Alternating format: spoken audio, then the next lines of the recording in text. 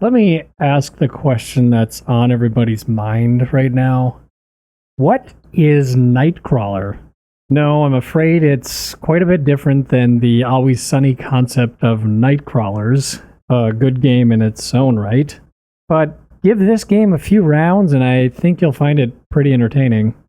If I had to give it an honest rating on a scale, say, of great game to the best game you'll play in your life, I guess it would land somewhere right in the middle. On the surface, it kind of sounds a bit bizarre, but let's try and break this down. It's kind of like a modernized hide-and-seek style game where the people hiding, which we call the runners, are trying to solve a word puzzle, while the tagger, which we call the crawler, is trying to find and tag them. To make it more interesting, the runners unlock the letters they need by finding their phones, which have been hidden, and the play area is completely dark. And with that, the tutorial is Alright, let's break this down. The first thing you're going to want to do is go to the App Store and download the app. Yes, I know, just trust me on this. It makes playing the game and setting it up way easier. Download it once and you'll have it forever. Okay, a few random topics first.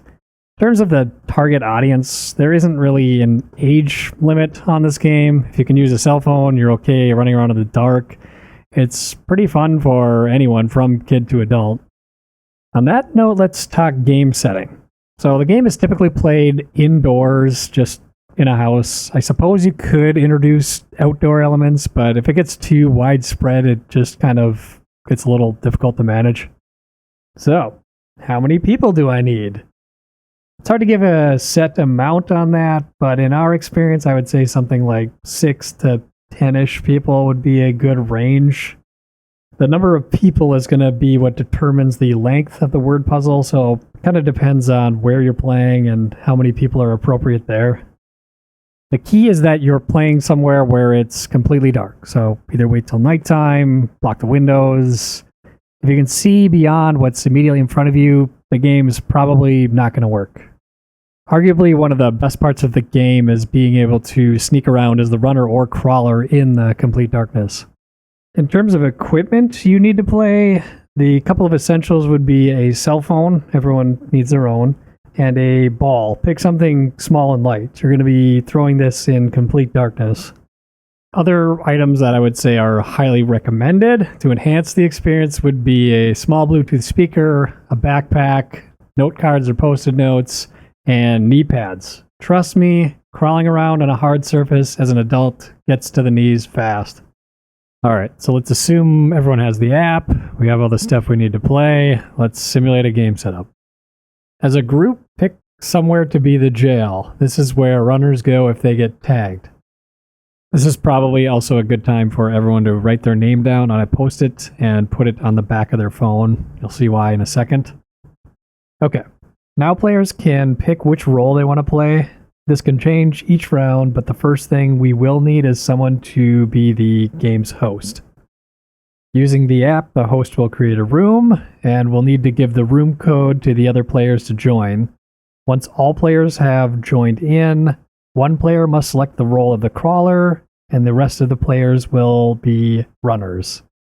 Players should now select that they are ready, and they can give their phone, with name tag, to the game host. Just be sure your phone's volume is turned up, and that you don't have anything enabled or disabled that would prevent a text tone from sending to your phone. The crawler can actually keep their phone. This is the point where if playing with a Bluetooth speaker, they'd want to make sure things are synced up, and then they can just put everything inside the backpack. Also, get them knee pads on now. The host is now responsible for hiding the runners' phones in randomized locations, so the runners and the crawler should go outside of the play area in 2 separate locations while this happens.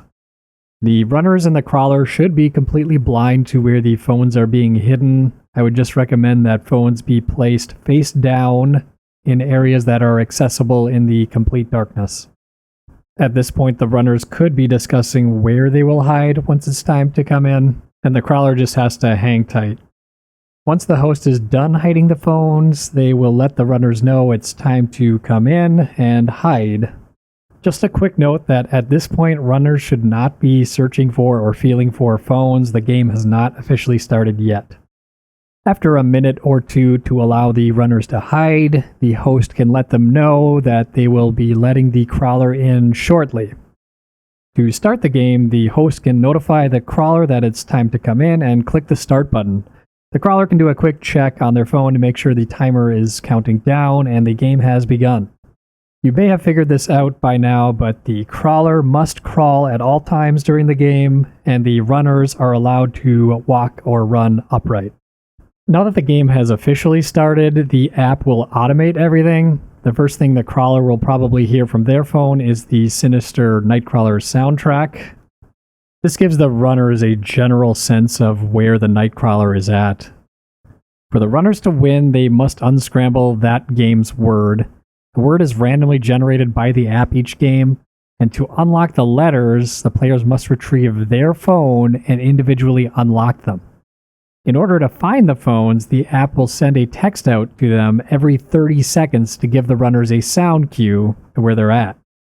More often than not, the phone a runner finds won't be their own, so what they must do is find the owner of that phone so they can unlock that letter. This is where the post-it notes come in handy. As letters are unlocked by the runners, they will be displayed on the app, and the runners will need to use these letters to guess that game's word. The more phones you find and letters you unlock, the easier it becomes. While this is happening, the crawler is searching for the runners and trying to tag them. A tag in Nightcrawler is traditionally defined as either the crawler reaching out and touching a runner with the ball, or they throw the ball and hit a runner. Just note that throwing a ball into the pitch black may result in the crawler losing track of the ball completely, and the runners are able to take advantage of the crawler being unable to tag. If tagged, the runner must go to the predetermined jail. If they have their phone in their possession already, they can take it with them. If the runners are able to solve the word before the game's timer ends, they win the round. If all players are tagged or the timer runs to 0, the crawler wins the round. A couple quick notes on jailed players because there's more than one way to play this. If a player is tagged and in jail before they have their phone, one way of playing is to allow an untagged runner to find their phone and bring it to them while in jail. The jailed runner could then unlock their letter and potentially guess the word from jail. If it seems like games are going too easy for the runners, consider either eliminating or limiting the number of guesses a jailed runner can enter. What you want to do is try to adjust things in a way that brings the most balance between the runners and the crawler, and that'll depend on where you're playing and how many people you're playing with. In a nutshell, that's Nightcrawler. Good luck, have fun, and hope to see you crawling soon.